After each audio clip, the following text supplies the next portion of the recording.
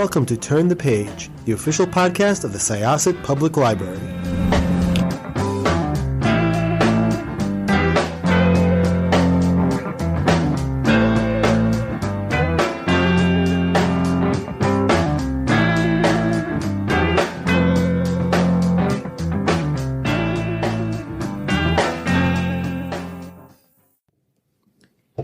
This is Jessica and Barney, Amy, Tom, and we are at Syosset Library's Turn the Page podcast. And Tom is our Long Island's Sidewalk astronomer.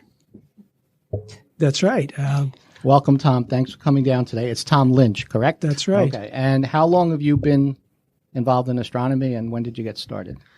Wow. Probably in the 1960s when I was about 10 years old. I remember distinctly looking at a newspaper one morning, and they were talking about the Gemini program, and all of a sudden I was hooked. So from that day on, it's been a hobby, reading about space and astronomy, and then ultimately getting a telescope and doing a lot of observing, and then ultimately doing outreach, which is sidewalk astronomy and things like that. And then again, the Library Telescope program. That's what we really want to talk about today, the Library Telescope program, and how it came about and how we ended up here with the program here in Syosset. Okay. So, Tom, I know that you reached out to libraries yourself, right, through the Facebook pages, but we didn't see your post. That's right. What I had heard about Library Telescopes, it started about 10 years ago. And I'd heard of it, and after a little while, I realized, hey, my library should have one. And I live in Lynbrook. So I contacted the library and explained to them what the program was, and I actually donated the telescope to them, and they started it. And I was kind of done at that point. I hadn't really thought much about it. And then I got an email from another library, and this is like a year ago maybe. So 4 years that Lynbrook had it, and they had bought a telescope. They wanted to do it. They'd spoken to the Lynbrook library, and they were interested in it. So I helped them. And then I realized this is a great thing, that I'd love to bring this to a lot more people, a lot more libraries. So I've been contacting libraries and trying to get it raised, the issue with them. And I've got 7 now. I got 3 that are interested, and I'm not done yet. I'm still contacting libraries. Right. So I heard about him through my friends at the Belmore Library who had a telescope. So I asked them for information, and they put me in touch with Tom, and he came in after we bought our 2 telescopes, and he modified them for us, which you'll speak more of, I'm assuming. Sure. And he did some staff training, and he did 2 patron trainings, and they were huge successes. We had like almost 100 people at the 2 of those. So, yeah, they were great. There was a lot of kids, and that was a lot of fun. A lot of kids. You know, I in the beginning, I thought teaching people how to use the telescope, I thought, well, you teach the adults will teach the kids. No. You teach the kids will teach the adults, is what I found. So it was really good that there were a lot of kids. Mm-hmm. The Library Telescope program is not a local program, and this thing has gone nationwide. I think it started up in New Hampshire, maybe about... That's right. I'm not quite sure how long ago. Yeah, it's about 10 years now. There's a guy named Mark Stobridge with the New Hampshire Astronomical Society. Mm-hmm. And they came up with the idea, that's the society, and Mark did the design. He picked the telescope because it was a good, sturdy telescope. He designed the modifications that would be made to it. And the idea there was to make it simple, keep it so that people can't lose things, people can less likely to damage it. It can always be damaged, it could be dropped. But it's a pretty sturdy little telescope, and it's a very good telescope for its size. So across the board, the people who are borrowing the library telescopes, is it the same telescope in most libraries that you're borrowing? It is. This is sort of the standard, the one that's recommended, and for a lot of reasons. Bigger telescopes are better. You know, this isn't the best telescope out there, but it's good in that it's small enough to move around easily so that you're not going to damage it. It's small enough that you can glue in a bunch of pieces so they can't get lost. The bigger it is, the more difficult it is. And if you're going to give it to somebody who doesn't have a lot of experience with a telescope, this is perfect. But you could get a lot bigger, like mine. This is 4.5 inches wide, the tube. My personal telescope is 12 inches wide. And it seems to get heavier every year. It's about 100 pounds in total, but it feels a lot more at this point. And it's work. So this is easy to transport, easy to use. You do need a table to put it on, which takes a little doing. But other than that, it's very self-contained. So when people sign up and borrow the scope from the library, what should they expect? What can you describe a little bit for them what the scope is, how it works? I know they're not seeing it, but what can they expect and how are they going to use it at home? Okay, well, hopefully they had attended the training session, so they would have some experience with it. Now, that, of course, isn't always going to be the case. So if they have no experience with it, there's a sticker on the telescope with a QR code, which you put your phone on it, and it links you to a website, librarytelescope.org. And there's a whole lot of videos and explanations there. So there's a lot they could do there. The training that I do with people is basically this is how you use it. You look through the view. First, you turn on the viewfinder. You point it at what you want to look at. You locate it in through the viewfinder, and then you look through the eyepiece, and then you focus the eyepiece, and then you change the zoom lens if you want to, and refocus. So there's this very specific steps. It's very simple, but I can tell you from experience, if you've never used a telescope before, it's hard to point it at something. It really is, and that's once you've done it a bit, it's easy. But in the beginning, it's very difficult. So that's why some, personal instruction is really good to get somebody going with it. Now, we've also, when people pick up the scope, and Amy, you kind of were involved in putting the whole project together here at the library. They also get a little packet, a nice green little carry-on folder, and it's got some, I guess, Skywatch guides and things. How did you guys come about choosing these particular items? These were recommendations from Tom. Okay. And that rustling is Barney looking through the the packet itself. Sorry about that. No, it adds atmosphere. So I'm looking here. We have an instruction manual for the scope, which tells people, I guess, the basics of using it. We have a planisphere. We have the Night Watch Practical Guide to Viewing the Universe, Pocket Sky Atlas. So there's a lot of material in here to help somebody who's just starting out figure out what should I look at and how do I find it. That's right. And the manual is not the manufacturer's manual, because the manufacturer's manual would not include the modifications. So that manual that's there, which is like 8-9 pages long, really suits the telescope. This is the modifications we made. And some libraries do different modifications. They're a little bit different, but for the most part, it's pretty standard, especially here on Long Island. After that, the planisphere is really great. From that planisphere, you can adjust it to the date and time, and that shows you what the sky would look like.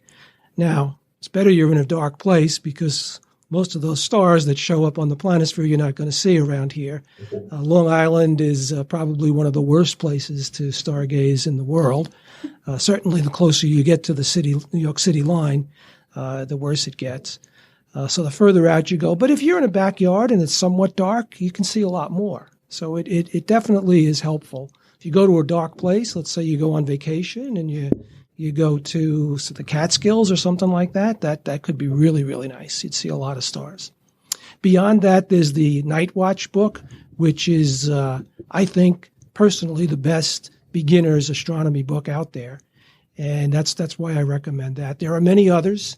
They're all good, but that one is really good. The Pocket Sky Atlas, that's probably for somebody a little more advanced than a beginner. It lists everything in the sky. So that book contains what you could see in the sky in pretty much all directions with great detail. And just by way of observation, the Pocket Sky Atlas is about 10 by 12 inches across. So you need a very big pocket. But notice that's the jumbo edition. Yeah, exactly. They do sell a much smaller one. Is it pocket size? It is, yes. I think they just made it bigger because people like bigger. But why they kept the name pocket size, I don't know. Now, for parents in the community who might be interested in taking the scope home and letting their kids look at it, they might be a little bit nervous about, am I going to break this? Are my kids going to break this? I understand a lot of the mods that you did to the scope are kind of designed to prevent too much potential damage. You've wound it down to very, very few adjustments on the telescope. Tell us a little bit about what was done and how people don't have to worry about what they need to do to it. That's right. Normally this telescope you would take apart when you're not using it. You would take the lens, the eyepiece out. You would take the viewfinder off, and you would pack it away in a bag. But we're afraid people will lose or drop those, so we glue them on. The viewfinder is permanently attached. It's glued. The eyepiece, this telescope comes with 2 eyepieces, but we didn't use them. The library purchased a zoom eyepiece, which covers a vast area of multiple eyepieces. So with that, and that's glued in as well, so you can't drop them and you can't lose them. There's a cap for the eyepiece. There's a cover for the tube of the telescope, and those are attached by string. So if you had gone out in the evening, you take the cap off, you put them down, and you wind up leaving, and you lose them. So you can't lose them. They're attached. All right, so that's the idea. Now, there are some screws that we didn't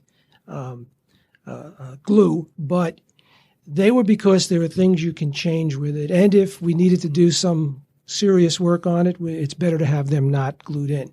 And what I found is that people don't really mess with what they shouldn't be messing with there. I mean, if basically the eyepiece, the focus, the viewfinder, there's also a screw that you can loosen to move the barrel of the telescope. That's a little dangerous to keep that not glued, but it's really good for kids because you can adjust the eyepiece lower so that kids don't need to stand on a stool or something to look in it. So we left that open. If you took that all the way out, the tube would come out. So that wouldn't be good. But again, we found very little issues with this. And I'm connected with people throughout the country that are doing this. And there's very little problems. I mean, it happens, but for the most part, people are very careful with it. They understand that it's delicate. They understand that it's important, too, that it's functioning. We instituted the program how long ago did we first? A week and a half. A week and a half? Yes. And there are how many reserves right now? 28 holds on it. Right 28 holds on the telescope. We have 2 telescopes. We purchased 2 of them, and there are 28 holds. So the community is definitely responding to this. They seem to be. Yeah, and we've even gotten, I think, some pictures of people with their kids using the telescope. Yes. It's very exciting. Yes. They That's saw great. Venus, I believe. Okay, yeah, And the moon. sure. Yeah. Yeah, the Jupiter and Saturn are up later in the evening now. So it's, and in the summer it gets dark pretty late. So for kids, it gets a little difficult. But Actually, I was out last night with my scope with the kids that live next door, showing them Jupiter. It was late. and unfortunately, I have the neighbor's house was kind of like right where I needed to look, but that's the downfall of living around here. Yeah. I have about a 90-degree window in my yard that I can look at. I can only look at one portion of the sky from the back. But yeah, I had a really good backyard view, and then we decided to put a tree in to give more shade on the deck. Well, that tree grew, and now I can see about smaller area than you're talking about from my backyard, which is frustrating, but we have more shade. So it's crazy because there are remote places I can think of on the island where you might get a better picture also. I just know that, when I used to, and it's been a while, but when I used to go upstate, you used to look at the sky and it was like you're looking at it for the first time. I can't imagine what that's like because I haven't used the telescope yet, but I'd like to. What was the first time, when you started looking through the telescope? How old were you? Well, you and Barney. Amy, are you a telescope enthusiast at home? I'm not. You are not. That's well. This is why Tom's here to make us telescope enthusiasts. Which when did you guys get started? What was that like? Well, for me, I got into astronomy and space when I was probably around 10. I was probably around 13 or 14. My parents bought me a department store telescope, and it was terrible. Now, I didn't know it was terrible. I thought this was going to be great. And I worked really hard trying to get it to work. And a really cheap telescope. And my parents had no idea what they were doing. They knew I wanted a telescope. They bought it for me. So my first experience with a telescope was really, really bad. I never was able to make that thing work. And partially because I didn't know what I was doing. and also because it just wasn't very good. And they still sell telescopes like that today. So very cheap telescopes are generally not worth the money. This telescope isn't that expensive, and it's small, but it's very good. So that's a key part of it is getting a telescope that's good. So I read about astronomy for decades before I bought a telescope. I finally bought a telescope, and I joined an astronomy club. There's a Nassau County-based astronomy club, Amateur Observers Society of New York. They meet at Hofstra University on the first Sunday of every month, and it's a great group. I met them. I bought a telescope. It was a little bigger than this one, but it was 6 inches wide, and that hooked me. I loved it, and for probably 6, 7, 8 years, I used that. And then I realized that I'm not seeing everything I want to see, so I got a bigger one, a 12-inch one, which was a lot more money, a lot more difficult to move around, and things like that. But on Long Island, there aren't a lot of good places to observe. I mean, you go way out at the end, Montauk or Orient Point, that'd be great out there. But there are the parks. Now, the problem with parks, especially on Long Island, is you're not allowed there after dark. So They'll take you out. They will, and they'll give you a ticket too. But the club I'm a member of, and this was long before I joined, they actually talked to the state park system, and they put together a Stargazers Permit. So when they did it, originally it was free. And this is probably in the 1970s, maybe the late 60s. And over the years, it's got increased in price, and now it's $35 a year that you have. If you have that permit and it's to your car, you can park, and you have to stay with your car. You can't park and go somewhere else.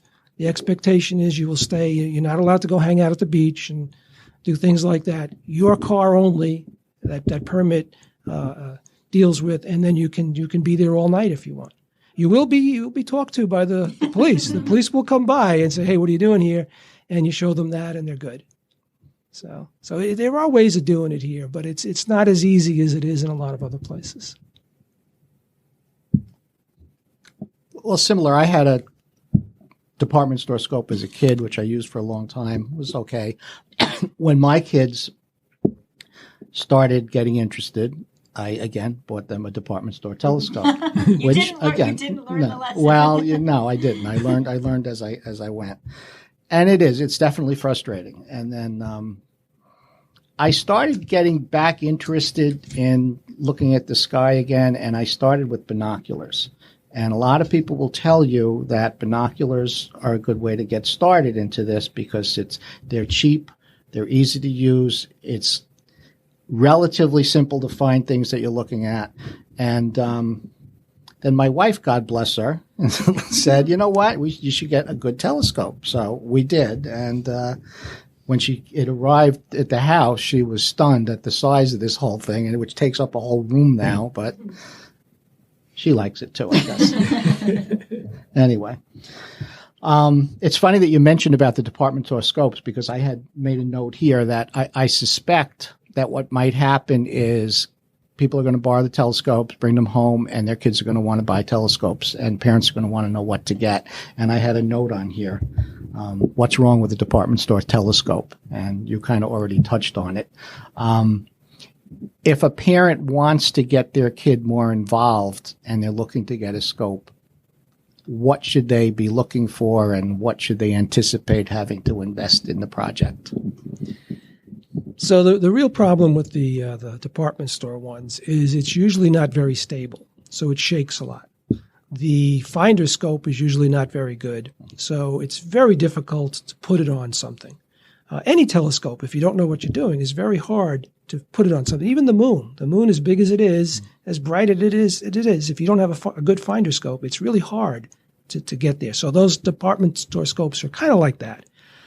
Some of them are decent, but for the most part, they're not. If you wanted to get something, I mean, this telescope is very good. And this comes from a company called Orion. And Orion, that's an Orion Star Blast 4.5-inch reflector telescope. And they make bigger ones. There's a 6-inch, there's an 8-inch, it's a 10-inch, it's a 12-inch, like what I have. Some of them have computers on them. It gets fairly expensive, where once you set it up, you can actually make it go to what you want it to see, which is kind of fun, but it's not easy. I bought mine, and it took me almost a year to get it to work. I made every possible mistake in using it. So you got to be determined. And that's really the thing, is they say that most telescopes that people buy are sitting in a closet and haven't been used in years. So for most people, it's probably a mistake to go out and buy one. But if you really are into it and you really want to do it, it's a great hobby. I mean, as I said, I've been doing it for almost my entire life. So there's a lot of options out there, but I agree with you. Binoculars are a good start because you can learn the sky. I mean, if you give somebody the greatest telescope in the world and say, go at it, they're going to have a hard time because they don't know what they're doing. They don't know what to look at. They don't know how to move things around. So it's good to learn with a smaller telescope and then gradually work your way up. Used telescopes are a good option too. I mean, people usually sell a used one for at least half of what it would go. Mm-hmm. And if you're buying it for a kid, well, the kid may not be into it next week, right? They're really into it today, but next week, no more. So it's not a good idea to make a big investment in a telescope right away. Also, the astronomy societies here and the clubs on Long Island are also very, very happy to help somebody who's interested in learning. And if you want to go down, and you can, I'm sure, visit their meetings, and members will talk to people about their own experiences and their own equipment and kind of guide somebody who's just starting out. Absolutely. And they'll probably talk your ear off too. And they usually have club telescopes that you can borrow as well, once you join. So you can get an idea. I mean, there are different types of telescopes. There's a refractor, a reflector. I don't want to get into the details of all that. And there's others. There's a combination of the two as well.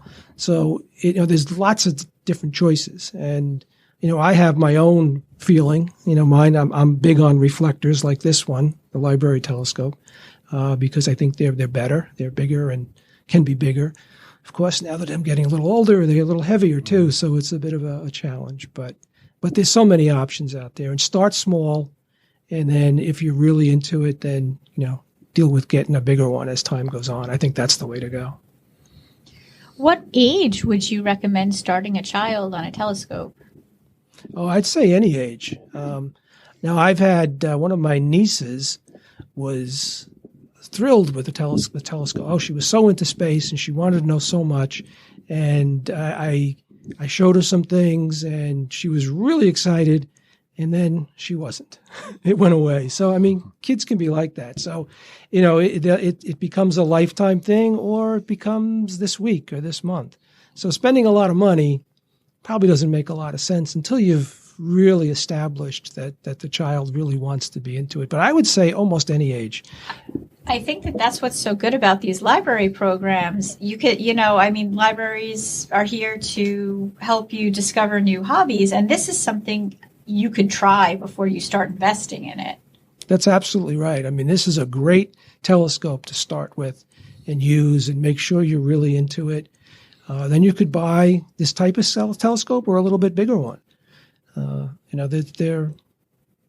There's a lot of options, but I think it's a great way to start.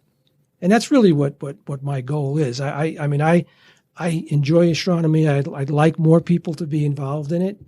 And this, I think, is one of the best ways of doing that. It kind of makes the telescope available to everybody.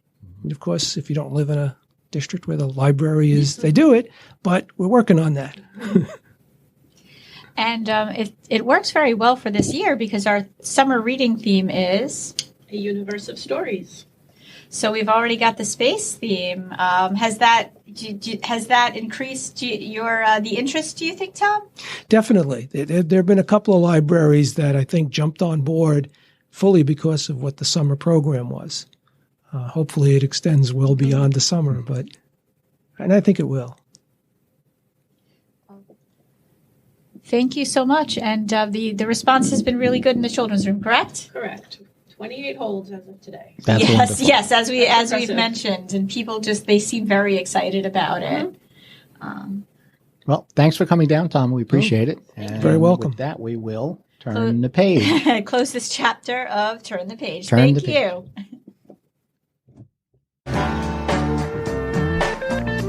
it's time to close this chapter of Turn the Page. Join us for the next episode.